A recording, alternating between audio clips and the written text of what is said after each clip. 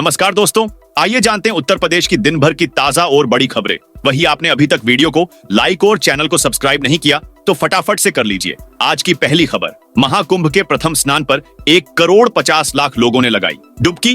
प्रयागराज की पावन धरा पर सनातन संस्कृति का महापर्व महाकुंभ 2025 का शुभारंभ हुआ। पूज्य साधु संतों, तपस्वी कल्पवासियों और करोड़ों श्रद्धालुओं ने आध्यात्मिक उल्लास और भक्ति भाव से संगम में पवित्र डुबकी लगाई। पहले ही दिन संगम की धाराओं में आस्था का ऐसा अद्भुत प्रवाह दिखा कि 1,50,00,000 श्रद्धालुओं ने स्नान कर पुण्य अर्जित किया। यह दृश्य हमारी सनातन परंपरा और भारतीय संस्कृति की एकता और दिव्यता को दर्शाता है। यूपी में आज मकर संक्रांति का सार्वजनिक अवकाश घोषित। प्रदेश सरकार ने मकर संक्रांति 14 जनवरी को सार्वजनिक अवकाश घोषित कर दिया है। पूर्व में जारी सार्वजनिक अवकाश की सूची में यह निर्बंधित अवकाश था। सामान्य प्रशासन विभाग के विशेष सचिव जुहैर बिन सगीर ने इससे संबंधित आदेश जारी कर दिया है। पंडित प्रशांत द्विवेदी के अनुसार मकर संक्रांति का पुण्यकाल 14 जनवरी को सुबह 6:58 से शुरू होगा और 15 जनवरी को सुबह 6:58 तक रहेगा। इस पुण्य काल में दान पुण्य, स्नान आदि धार्मिक कार्य संपन्न किए जा सकेंगे।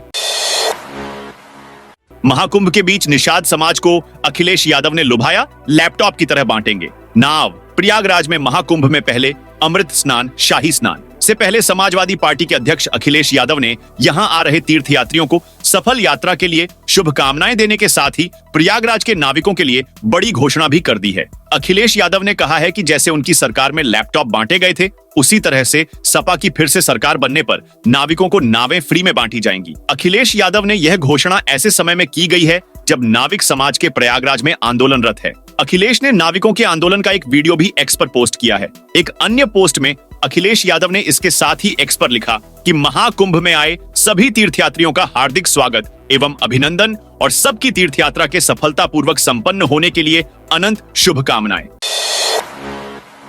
यूपी में 15 दिनों में ताबड़तोड़ 5 पश्चिमी विक्षोभ होगा। सक्रिय मौसम विभाग ने एक सशक्त पश्चिमी विक्षोभ के सक्रिय होने का अलर्ट जारी किया है, जिससे उत्तर भारत के अधिकांश क्षेत्रों में झमाझम बारिश होने की संभावना है। इस दौरान ताबड़तोड़ पश्चिमी विक्षोभ सक्रिय होगा। सीएसए कानपुर के कृषि मौसम वैज्ञानिक डॉक्टर एसएन सुनील पांडे ने यह जानकारी दी है। उन्होंने बताया कि अगले 15 दिनों में 5 पश्चिमी विक्षोभ सक्रिय होगा। 14 तारीख को आने वाला नया पश्चिमी विक्षोभ उत्तर पश्चिम भारत को प्रभावित करेगा। मौसम विभाग के अनुसार कानपुर में इस हफ्ते 16 जनवरी को बारिश का अलर्ट जारी किया गया है, जबकि तापमान 8 से 22 डिग्री के बीच रहने का अनुमान है। कृषि मौसम वैज्ञानिक ने बताया कि इस बारिश के दौर में अच्छी महावट के आसार हैं। 20 जनवरी से 21 जनवरी के बीच एक सशक्त पश्चिमी विक्षोभ उत्तर के मैदानी सक्रिय होगा, जिससे उत्तर प्रदेश के मैदानी एवं पहाड़ी क्षेत्रों को प्रभावित होगा। जनवरी के बाकी बचे दिनों में अधिकांश बारिश होने की पूरी संभावना है। संभल में मस्जिद के बाहर बनी 12 दुकानों पर बुलडोजर चलवाएगा प्रशासन। यूपी के संभल में अवैध अतिक्रमण पर कार्रवाई जारी है। हालांकि इससे पहले दुकानदारों को 24 घंटे का अल्टीमेटम भी दे दिया गया है। दुकानों से कहा गया है कि अपनी अपनी दुकानों को समय रहते खाली कर लें। इसको लेकर एसडीएम ने दुकानदारों के साथ बैठक भी की और फिर मौके पर पहुंचकर सड़क की पैमाइश कराई। थाना मस्जिद पहुंचकर एसडीएम ने मस्जिद के क्षेत्रफल के बारे में जानकारी ली और मस्जिद कमेटी से मस्जिद की भूमि के दस्तावेज दिखाने को कहा। दुकानदारों की तरफ से बताया गया कि वक्फ की भूमि पर मस्जिद और दुकानें बनी हुई हैं, लेकिन दुकानदार कागजात नहीं दिखा पाए। महाकुंभ में 11 श्रद्धालुओं को आया हार्ट अटैक। प्रयागराज में महाकुंभ मेला के दौरान सर्दी का असर स्पष्ट रूप से दिखाई दे रहा है। 2 दिनों में कुल 11 लोगों को दिल का दौरा पड़ा, जिनमें से 6 श्रद्धालु परेड मैदान स्थित केंद्रीय अस्पताल में और 5 सेक्टर 10 के सब सेंटर हॉस्पिटल में इलाज के लिए पहुंचे। राहत की बात यह है कि 9 श्रद्धालुओं को उपचार के बाद आराम मिल गया, जबकि 2 को गंभीर हालत में एसआरएन अस्पताल रेफर किया गया। रविवार को केंद्रीय अस्पताल का 10 बेड का आईसीयू वार्ड हृदय रोगियों से भर गया। चिकित्सकों का कहना है कि मौसम में लगातार हो रहे बदलावों के कारण हार्ट अटैक के मामले बढ़ रहे हैं और श्रद्धालुओं को विशेष सावधानी बरतनी चाहिए। सीएम योगी का अफसरों को आदेश, जमीन कब्जाने वालों को तुरंत जेल भेजें। पौष पूर्णिमा पर पहली डुबकी के साथ महाकुंभ 2025 की शानदार शुरुआत हो चुकी है। इस बीच रविवार को गोरखपुर पहुंचे सीएम योगी ने सोमवार की सुबह सुबह गोरखनाथ मंदिर परिसर में जनता दर्शन में आए 250 से अधिक फरियादियों से मुलाकात की और उनकी समस्याएं सुनी। ज्यादातर शिकायतें जमीन पर कब्जे को लेकर आई थीं। इस पर सीएम योगी आदित्यनाथ ने वहां मौजूद अफसरों को आदेश दिया कि वे जमीन कब्जाने वालों के खिलाफ सख्त कार्रवाई करें, उन्हें तत्काल जेल भेजें। उन्होंने कहा कि किसी भी सूरत में जमीन कब्जाने वालों से कोई नरमी नहीं बरती जानी चाहिए। उन्होंने अधिकारियों से 15 दिन के अंदर फरियादियों की समस्याओं का समाधान करने को कहा।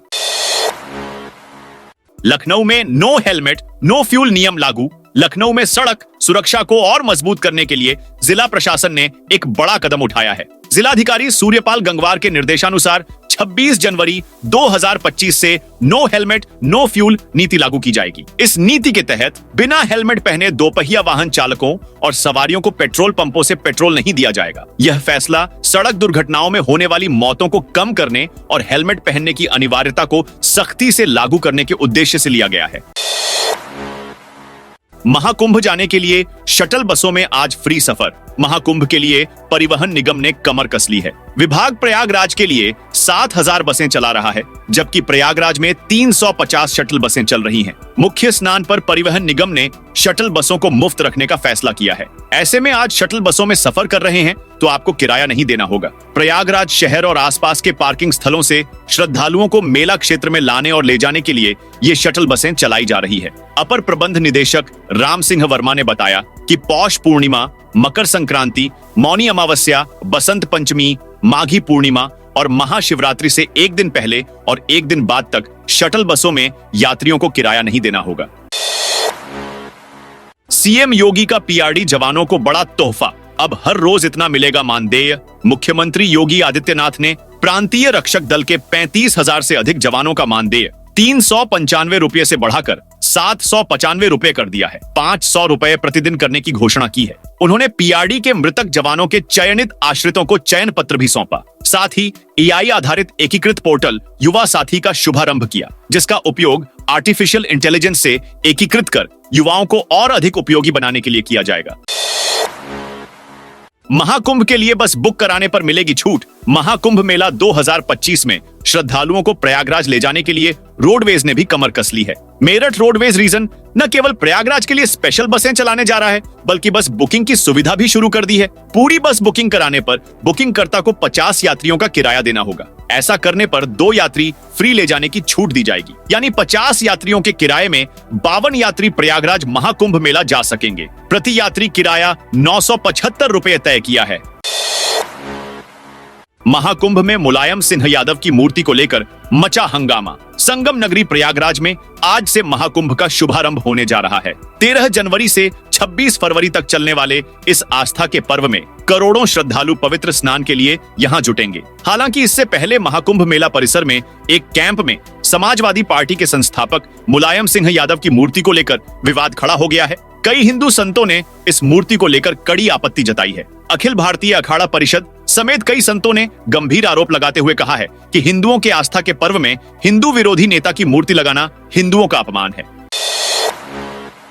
भक्तों से मनमाना किराया नहीं वसूल पाएंगे नाविक। महाकुंभ के दायरान काशी आने वाले भक्तों से नाविक इस बार मनमाना किराया नहीं ले पाएंगे। नाव के लिए किराया तय कर दिया गया है। नगर निगम में आयोजित बैठक के दौरान नगर आयुक्त अक्षत वर्मा ने इसकी जानकारी दी। महाकुंभ में चल रही तैयारियों का उन्होंने हाल भी जाना। कहा कि नाव के फिक्स्ड रेट घाटों पर चस्पा किए जाएंगे।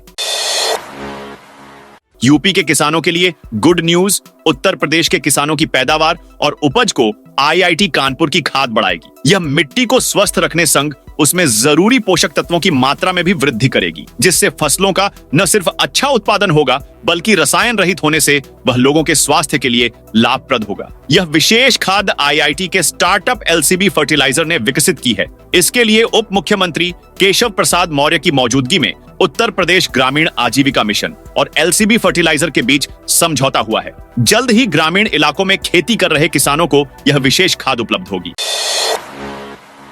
गाजियाबाद में मिला एचएमपीवी का संदिग्ध मरीज। देश में बढ़ते एचएमपीवी वायरस ने धीरे धीरे उत्तर प्रदेश में अपना पांव पसारना शुरू कर दिया है। उत्तर प्रदेश के राजधानी लखनऊ के बाद गाजियाबाद में एचएमपीवी वायरस का दूसरा केस मिला है। मरीज के सैंपल की जांच के लिए दिल्ली एम्स भेजा गया है। केस के मिलने के स्वास्थ्य विभाग भी अलर्ट मोड पर आ गया है। गाजियाबाद में पाए गए एचएमपीवी मामले पर स्वास्थ्य विभाग के नोडल अधिकारी राकेश कुमार गुप्ता ने बताया कि संदिग्ध मरीज का सैंपल एक निजी अस्पताल में पाया गया है और हमने इसे एम्स दिल्ली में जीनोमिक पुष्टि के लिए भेजा है। कमला बनी। स्टीव जॉब्स की पत्नी लॉरेंस को शिवलिंग क्यों नहीं छूने दिया गया?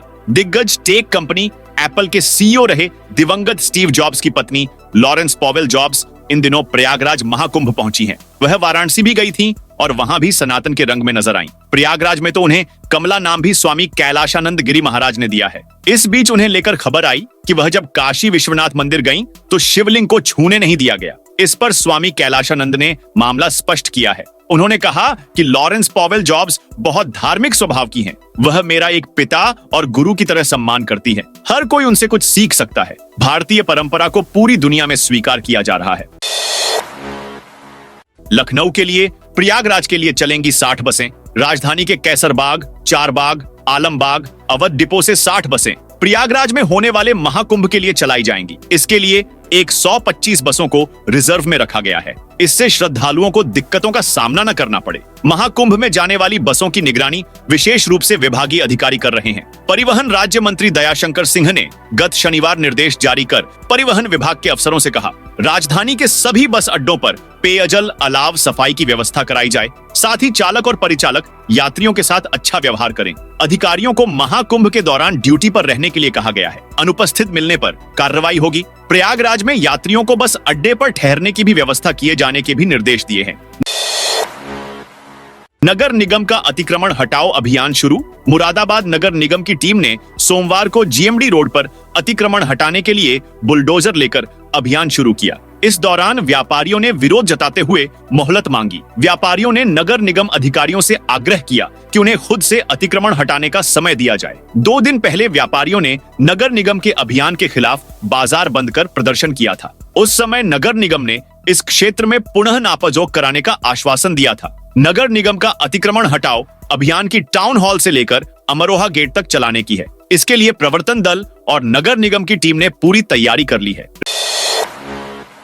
रेलवे ने टिकट बुकिंग के बदले नियम। विश्व के सबसे बड़े आध्यात्मिक मेले में ट्रेन का इस्तेमाल करने वाले यात्रियों के लिए रेलवे ने अपने कई नियमों में सुविधाजनक बदलाव कर दिए हैं। महाकुंभ के दौरान टिकटिंग व्यवस्था में श्रद्धालु पहली बार ऑनलाइन अनारक्षित टिकट 15 दिन पहले बुक कर सकेंगे। इससे पहले 48 घंटे पहले तक ही अनारक्षित टिकट लिया जा सकता था। इसके अलावा टिकट रिफंड को लेकर समय सीमा बढ़ाकर 6 घंटे कर दी गई है, जो पहले 3 घंटे थी। रेलवे स्टेशनों पर प्रवेश और निकास की व्यवस्था बदल गई है। अब यात्रियों को प्रथम द्वार से प्रवेश मिलेगा और द्वितीय द्वार से बाहर निकलना होगा। आ गई जवाहर नवोदय विद्यालय की प्रवेश परीक्षा की डेट। यूपी की राजधानी लखनऊ में 18 जनवरी को जवाहर नवोदय विद्यालय के शैक्षिक सत्र 2025 से 26 में प्रवेश के लिए परीक्षा आयोजित होगी। सभी परीक्षार्थी अपना प्रवेश पत्र सीबीएसई की वेबसाइट से डाउनलोड कर सकते हैं। अभिभावकों को इस बात का ध्यान रखना होगा कि परीक्षा में शामिल होने वाले उनके बच्चे का प्रवेश पत्र का प्रिंट आउट साफ होना चाहिए। राजधानी के हर ब्लॉक में एक परीक्षा केंद्र बनाया गया है। परीक्षा केंद्रों की सूची भी वेबसाइट पर अपलोड कर दी गई है। मकर संक्रांति पर आज से गोरखपुर में खिचड़ी मेला लगेगा, जिसे रूट डायवर्जन लागू। खिचड़ी मेले को लेकर रविवार शाम से फोर्स को तैनात कर दिया गया। वहीं सोमवार से डायवर्जन लागू किया गया है। मकर संक्रांति पर्व पर गोरखनाथ मंदिर पर लगने वाले मेले को सकुशल संपन्न कराने के लिए महानगर क्षेत्र में वाहनों का संचालन बदले रास्तों किया जाएगा। मुख्य मेला पर्व की अवधि में आरपीएफ ग्राउंड गोरखनाथ ओवरब्रिज से गोरखनाथ चिकित्सालय गेट तक नो व्हीकल जोन रहेगा। डायवर्जन आवश्यकतानुसार समय समय पर लागू किया जाएगा। यातायात तिराहा से गोरखनाथ मंदिर होते हुए बरगदवा की ओर जाने वाले भारी वाहन, बस, ट्रक, ट्रैक्टर एवं बरगदवा से गोरखनाथ मंदिर होते हुए यातायात तिराहा की तरफ आने वाले भारी वाहनों पर प्रतिबंध रात में नो एंट्री खुलने के बाद भी रहेगा। पूरे प्रदेश में काली पट्टी बांधकर काम करेंगे बिजली कर्मी। पूर्वांचल एवं दक्षिणांचल बिजली निगमों को प्राइवेट पब्लिक पार्टनरशिप के तहत संचालित करने के लिए ट्रांजैक्शन एडवाइजर की नियुक्ति के विरोध में बिजली कर्मियों ने चरणबद्ध आंदोलन शुरू कर दिया है। रविवार को विभिन्न अपार्टमेंट में रेजिडेंट वेलफेयर एसोसिएशन के पदाधिकारियों से मुलाकात कर निजीकरण के नुकसान बताए। कर्मचारी सोमवार को काली पट्टी बांधकर कार्य करेंगे।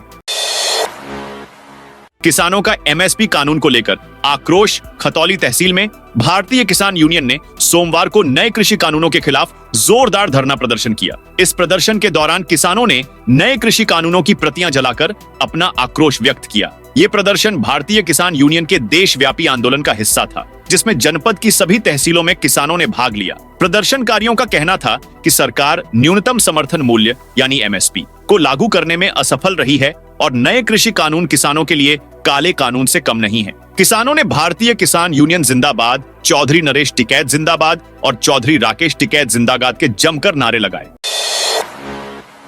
2026 में पूरी ताकत पंचायत चुनाव लड़ेगी कांग्रेस पार्टी। कांग्रेस के राष्ट्रीय महासचिव व प्रदेश प्रभारी अविनाश पांडे ने प्रेस वार्ता में कहा कि 7 दिन संगठन सृजन के लिए चिंतन हुआ है। इसका उद्देश्य आने वाले समय में हर इकाई को मजबूत करना और तैयार करना है। पिछले दिनों सभी कार्यकारिणी भंग की थी। काम का आकलन कर नई चुनौतियों को ध्यान में रखकर नए सिरे से गठन करें। 7 दिन में बैठक में 6280 नेता शामिल हुए। 2 चरणों में बैठक हुई। 2026 में कांग्रेस हर पंचायत पर स्वतंत्र रूप से चुनाव लड़ेगी। इसकी तैयारी के लिए योजना बनी है। जिला स्तर पर समन्वय समिति बनाएंगे। शीर्ष से लेकर स्थानीय नेता होंगे।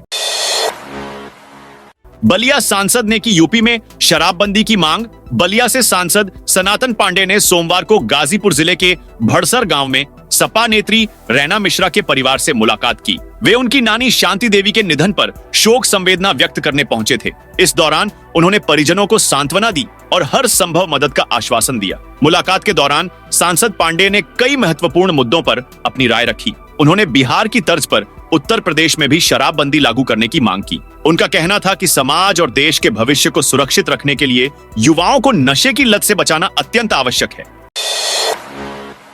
यूपी सैनिक स्कूल प्रवेश परीक्षा का रिजल्ट जारी। यूपी सैनिक स्कूल सोसाइटी ने 13 जनवरी 2025 को कक्षा 6 और 9 के छात्रों के लिए आयोजित प्रवेश परीक्षा 2025-26 के परिणाम जारी कर दिए हैं। ये परीक्षा 29 दिसंबर 2024 को आयोजित की गई थी। जो छात्र इस परीक्षा में शामिल हुए थे वे अपने परिणाम यूपी सैनिक स्कूल सोसाइटी की आधिकारिक वेबसाइट पर जाकर देख सकते हैं। महाकुंभ की तरह अयोध्या में भी बनाई जा रही टेंट सिटी श्रद्धालुओं की सुविधा के लिए पर्यटन विभाग ने प्रयागराज के बाद अयोध्या में 3 स्थानों पर टेंट सिटी की व्यवस्था की है। साथ ही काशी में 212 पीजी सहित आश्रय स्थलों को स्थापित किया गया है। इस बारे में पर्यटन मंत्री जयवीर सिंह ने खुद जानकारी साझा की है। पर्यटन मंत्री जयवीर सिंह ने बताया कि श्रद्धालुओं को टेंट सिटी व पीजी तथा आश्रय स्थलों के बारे में पर्यटक सुविधा केंद्रों से सूचना उपलब्ध कराई जा रही है। उन्होंने बताया कि पर्यटक सूचना केंद्रों से पर्यटकों को पुस्तिका के माध्यम से महाकुंभ, प्रयागराज, अयोध्या के अलावा सोनभद्र, मिर्जापुर, चंदौली और जौनपुर में स्थित धार्मिक, आध्यात्मिक और प्राकृतिक स्थलों के बारे में विस्तार से जानकारी उपलब्ध कराई जाएगी। सिर्फ 1296 रुपए हेलीकॉप्टर से देख सकेंगे महाकुंभ का नजारा। महाकुंभ 2025 में श्रद्धालुओं और पर्यटकों के लिए एक नई और रोमांचक सुविधा शुरू की गई है। अब पर्यटक महाकुंभ का नजारा हेलीकॉप्टर से देख सकेंगे। पहले जहां इस सुविधा का किराया 3000 रुपए निर्धारित किया गया था, वहीं अब इसे घटाकर केवल 1296 रुपए कर दिया गया है। यह हेलीकॉप्टर राइड 7 से 8 मिनट की होगी और इसका शुभारंभ सोमवार को किया जाएगा। पर्यटक इस राइड के माध्यम से महाकुंभ के भव्य आयोजन और उसके आसपास के इलाके का अवलोकन कर सकेंगे। 6 शाही स्नान के दिन यूपी परिवहन निगम देगा 350 शटल बसों को फ्री सेवा। उत्तर प्रदेश परिवहन निगम ने महाकुंभ मेला 2025 के दौरान श्रद्धालुओं को बड़ी राहत देने की घोषणा की है। इस बार महाकुंभ के 6 प्रमुख शाही स्नान तिथियों पर उत्तर प्रदेश परिवहन निगम 350 शटल बसों का संचालन करेगा और इन बसों से यात्रा पूरी तरह से मुफ्त होगी। यह निर्णय उन लाखों श्रद्धालुओं के लिए महत्वपूर्ण है जो प्रयागराज में होने वाले इस धार्मिक आयोजन में भाग लेने के लिए राज्य भर से पहुंचेंगे।